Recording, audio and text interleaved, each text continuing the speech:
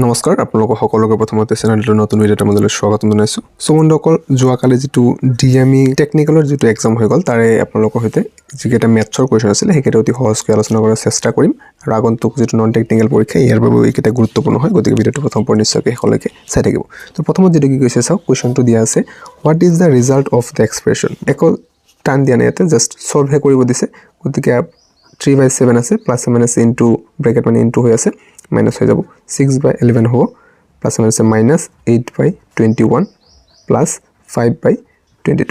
তাৰপিছত এই তলৰ যেকেইটা আছে এই গোটেইকেইটাৰ আমি কি কৰিম, প্ৰথমতে এলচিএম লৈ ল'ম, একেলগে এলচিএম লৈ ল'ম।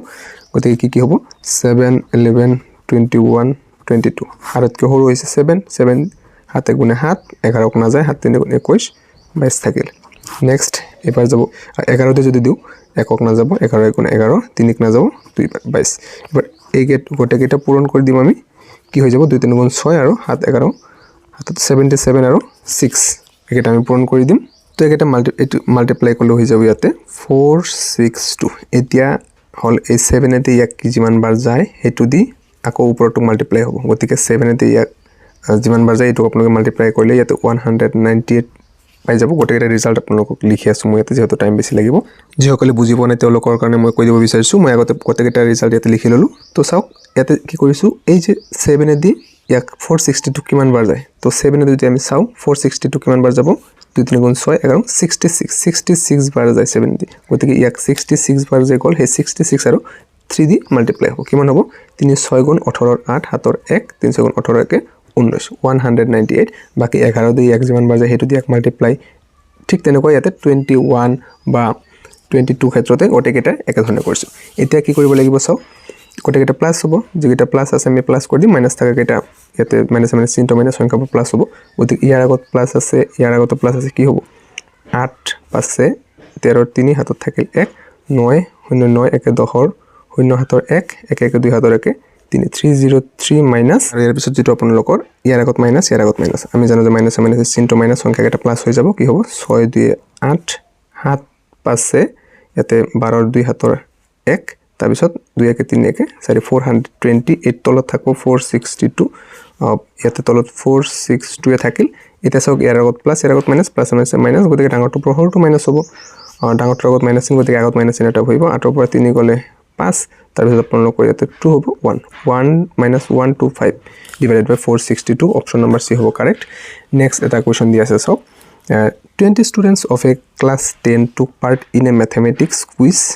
If the number of the girls is 14 more than the number of the boys, then what is the number of the boys who took part in the quiz? কিমানজন ল'ৰা কৈছে যে কুইজত পাৰ্টিচিপেট কৰিছিলে। গতিকে আমি প্ৰথমতে ল'ৰাৰ সংখ্যা ধৰি ল'ম, ইয়াতে x ধৰা হ'ল, ইয়াতে আমি বয়টো x বুলি ধৰিলোঁ। তাৰপিছত ইয়াতে গাৰ্লছৰ সংখ্যা কি কৈছে যে if the number of the girls is 14 more than the number of the boys, গতিকে গাৰ্লছৰ সংখ্যা কিমান হ'ব যে ল'ৰা যিমান আছিল তাতকৈ 14 বেছি, তাৰমানে ল'ৰা আছিল x, আমি ধৰিছোঁ ইয়াতকৈ 14 বেছি। এইকেইটা আমাক কুৱেশ্যনত কি কৈছে যে 20 ষ্টুডেণ্টছ, আৰু গোটেইকেইজন ষ্টুডেণ্টছ কিমান আছিল গাৰ্লছ এণ্ড বয়জ মিলি 20, তাৰমানে কি ইয়াতে বয়জ আমি ধৰিছিলোঁ x, একৰ্ডিং টু কুৱেশ্যনছ কি হৈ যাব x প্লাছ, আৰু ইয়াতে ছোৱালীৰ সংখ্যা কিমান আছিলে x প্লাছ 14 ইকুৱেলছ টু হ'ব 20। গতিকে কি হ'ব এতিয়া 2x plus 14 is equals to 20, তাৰপিছত 2x2 ইয়াতে থাকিলে 20, 14টো প্লাছ এইফালে গ'লে মাইনাছ, কিমান হৈ যাব এইফালে থাকিব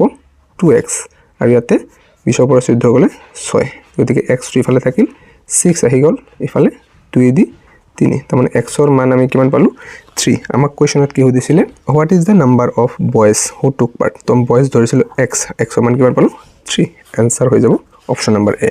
নেক্সট কি কৈছে চাওক, the perimeter of A rectangular garden, এটা ৰেক্টেংগুলাৰ মানে আয়তাকৃতিৰ গাৰ্ডেন আছে, আৰু ইয়াৰ পেৰিমিটাৰ মানে পৰিধি হুজ length is 4 metre more than it's wide, মানে ইয়াৰ যিটো আপোনালোকৰ প্ৰস্থ আছে প্ৰস্থতকৈ 4 মিটাৰ বেছি, কি ইয়াৰ দিশটো বেছি, ইজ 72 চেণ্টিমিটাৰ, তাৰমানে পেৰিমিটাৰ কিমান দিয়া আছে 72 metre. What is the length of the garden, ইয়াতে আমাক কৈছে যে লেন্থ ইজ 4 মিটাৰ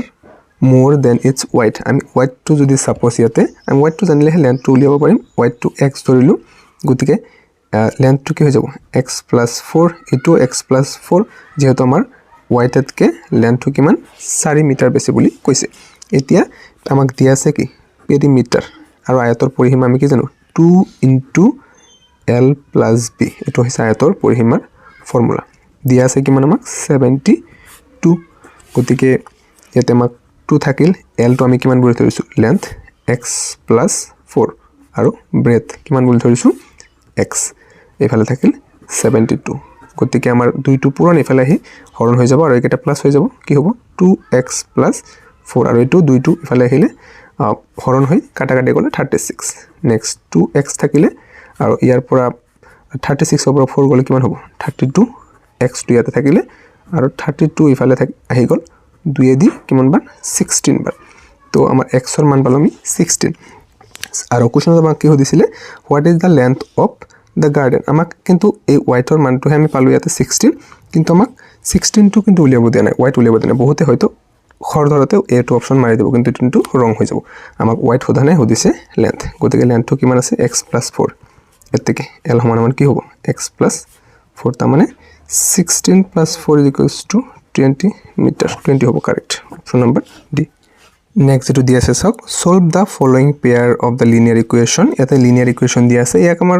সলিউশন উলিয়াব দিছে মানে x আৰু y এৰ মানে উলিয়াব দিছে যদি এনেকুৱা দিয়া থাকে আপোনালোকে ডাইৰেক্ট x আৰু y এৰ মান উলাই দিব তো আপুনি নাম্বাৰিং কৰিব পাৰে 1 2 2 নিজৰ সুবিধাৰ কাৰণে জাস্ট এটো নাম্বাৰিং নকৰি ইয়াত যদি আমি ই কৰি দিও x টো ইফালে ৰাখিলো 4 আৰু -y ইফালে যদি লৈ যাও আমি প্লাস y হৈ যাব এটো আমি 2 নম্বৰত মাৰ্কিং কৰি দিব পাৰো তো x ৰ মান আমি কি বুলি পালো ইয়াতে 4 + y এতিয়া এই এক নম্বৰত x ৰ মানটো পুট কৰি দিম কি আছে 2 * x ৰ ঠাইতে আমি কি লিখি দিম 4 + y তাৰ পিছত প্লাস y টো আগৰে আছিল ইয়াতে 23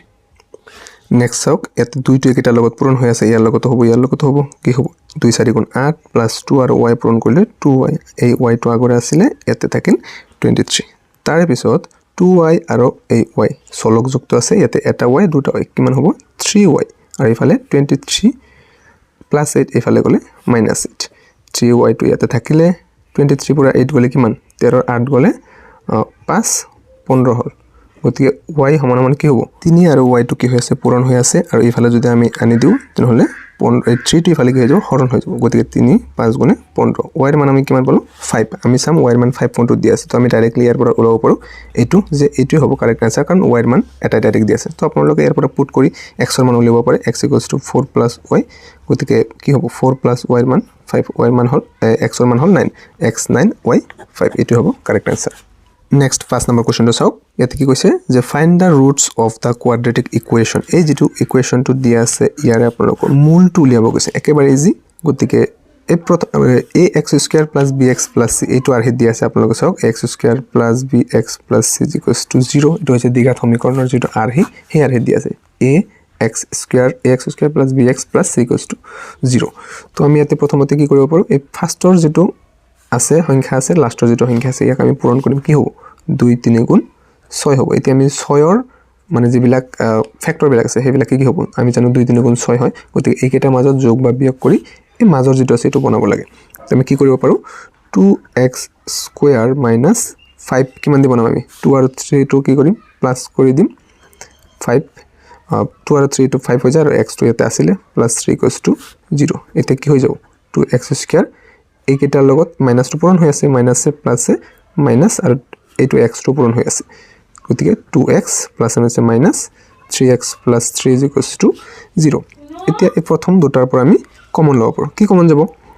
চাওক ইয়াতে 2x আছে ইয়াতে 2x আছে গতিকে 2x টো আমি বাহিৰলৈ লৈ গলো ইয়াতে থাকিলে এটা x মাইনাস এটা থাকিলে 2x টো বাহিৰত গুচি গৈছিল কমন ইয়াত থাকিল 1 মাইনাস এই মাইনাস টো ইয়াতে থাকব আৰু এই ইয়াতে আমি সেম লিখি দিব পাৰো এটো হৈছে কমন লোৱাৰ নিয়ম আপোনালোক নিশ্চয় জানে গতিকে 3 থাকিব ইয়াতে এতে কি হয় দুটাৰ মিলে আমি এটা বক্সত ভৰাই দিম x সৰি ইয়াতে মাইনাস হ'ব -1 আৰু এটা কি আছে 2x - 3 = 0 আমি ইয়াৰ মানে 0 লিখিব পাৰো তাৰ মানে কি হ'ব x - 1 = 0 আৰু লগত আমি কি লিখিব পাৰো 2x - 3 = 0 গতিকে ইয়াতে x = -1 আৰু ইয়াতে কি হ'ব x = এফালে 3 আহি যাব দুইটো পূৰণ হৰণ গতিকে x ৰ মান এটা 1 পালো আৰু এটা 3/2 পাই গলো গতিকে কত আছে অপশন নাম্বাৰ 1 and 3/2 ইয়াতে অপশন নাম্বাৰ আপোনালোকৰ B2 হ'ব correct next two what is the common difference in the arithmetic progression এইটো একেবাৰে সহজ কুৱেশ্যন দিছে এৰিথমেটিক প্ৰগ্ৰেশ্যন যাক আমি চমুকৈ এপি বুলিও কওঁ বা অসমীয়াত যাক সমান্তৰ প্ৰগতি বুলি কোৱা হয় তাৰ মানে মাজৰ ডিফাৰেঞ্চ কেইটা গোটেইকেইটা ইকুৱেল হয় সমান্তৰ প্ৰগতি বুলি যদি কৈ দিয়ে যেনেকৈ আমি সাপোজ দুটা সমান্তৰ প্ৰগতি ধৰি লওঁ 2 4 6 8 মানে এইকেইটাৰ মাজৰ এইটো ডিফাৰেঞ্চ যদি আমি লওঁ কিমান হ'ব 8 পৰা 6 গ'লে 2 6 পৰা 4 গ'লে 2 মানে 4 পৰা 2 গ'লে 2 মানে গোটেইকেইটাৰ মাজৰ ডিফাৰেঞ্চটো কি কৈছে 2 আছে গতিকে এইটো আমি এটা এপি অৰ্থাৎ সমান্তৰ প্ৰগতি বুলি গণ্য কৰিব পাৰোঁ গতিকে সমান্তৰ প্ৰগতিত গোটেইকেইটাৰ মাজৰ ডিফাৰেঞ্চ কেইটা সেম থাকে আৰু এটা আমাক ইয়াত সাধাৰণ অন্তৰ বুলি কোৱা হয় যাক ডি বুলি সূচোৱা হয় সো এটা আমাক কৈছে যে what is the common difference just আমাক ডিফাৰেঞ্চটো উলিয়াব দিছে আমি কি কৰিম একো কৰিব নালাগে সেকেন্ডৰ পৰা প্ৰথমটো বিয়োগ কৰি দিম বা এইটো পৰা এইটো কৰিব পাৰে এইটো পৰা এইটো কৰিব পাৰে গোটেইকেইটা আনসাৰ আপোনালোকৰ একে ওলাব সো কি হ'ব আমি যদি এটা কৰো 5/3 - 1/3 কিমান হ'ব তলত 3 3 সেম আছে গতিকে ওপৰকেইটা ডাইৰেক্ট মাইনাস হৈ যাব তাৰ মানে 5 পৰা গ'লে 4 4/3 কিমান অপচন নম্বৰ ডি নেক্সট চাওক ট্ৰিগনমেট্ৰিৰ এটা কোৱেশ্চন দিছে এইবিলাক আপোনালোকে জাস্ট ক্লাস 10 ৰ কিতাপ যদি চাই তাতে একেবাৰে হুবহু ডাইৰেক্ট কোৱেশ্চন উঠাই দিয়া হৈছে তো 1 + tan square a / 1 plus cot square equals to কিমান হ'ব অপচনত একেটা দিয়া আছে একেটাৰ ভিতৰত কোনটো কাৰেক্ট অপচন হ'ব চুজ কৰিব লাগে তো আমি জানো যে 10ক আমি কি বুলি লিখিব পাৰো 1/cot বুলি লিখিব পাৰো বা যদি আমি cot a ইয়াক আমি 1/10a বুলি লিখিব পাৰো কাৰণ এটাৰ অপোজিট আনটো হৈ যায় এটা আমি লিখিব পাৰো 10 = 1/cot cot = 1/10 সো আমি যিকোনো এটা সেম বনাম তো আমাক ইয়াত দিয়া আছে 1 + tan স্কয়ার a আমি যদি এই